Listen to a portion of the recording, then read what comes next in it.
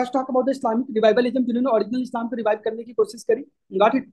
और इसमें हम पहला मूवमेंट लेते हैं फरैजी मूवमेंट, फरैजी। गॉट इट, ध्यान रखेंगे आप। इसे लॉन्च किया था ईस्ट बंगाल में, जो आज का बांग्लादेश है। Got it. बट 1947 से पहले it was part of integral India. तो वहां पे हाजी शरीयत अल्लाह और फरीद पार, ये ईस्ट बंगाल में एक जगह है, उन्होंने इसकी शुरुआत करी थी। Got it. सो बेसिकली फरैजी का मतलब है ना, फरैजी के अंदर एक वर्ड आ रहा है फरज, फर्ज। फरैजी के अंदर वर्ड क्या है? फर्ज। फर्ज का मतलब होता है duty, obligatory duty. Got it. Enjoined by the Allah, इसका मतलब है जो ओरिजिनल इस्लाम है और जो हमें बताया गया है कि आपकी ये ड्यूटीज है। Got it.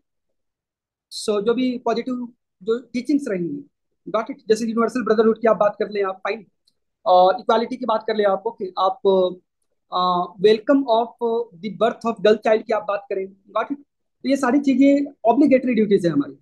ओके, क्योंकि ऑब्लिगेटरी ड्यूटीज का मतलब है कि अगर आप ऐसा इसे ऑब्लिगेटरी नहीं बनाओगे तो लोग भूल जाएंगे, कॉम्प्रोमाइज करना शुरू कर देंगे। Got it. तो इस तरीके से यहाँ पे उन्होंने उसकी बात करी थी।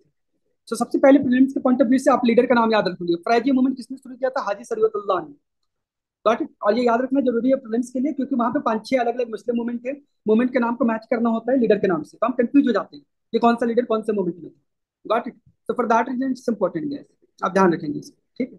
चलिए, तो इसने इस्लाम को ही प्योरीफाई करने की कोशिश करी थी, और जो भी अन इस्लामिक बिलीफ सोसाइटी के अंदर आ गई थी, गॉट इट, उसको उन्होंने रिमूव करने की कोशिश की। और जो कुरान है, आप जानते हैं Quran that's the holy book of Muslim community, so उसी को फॉलो करने की बात कही। Got it.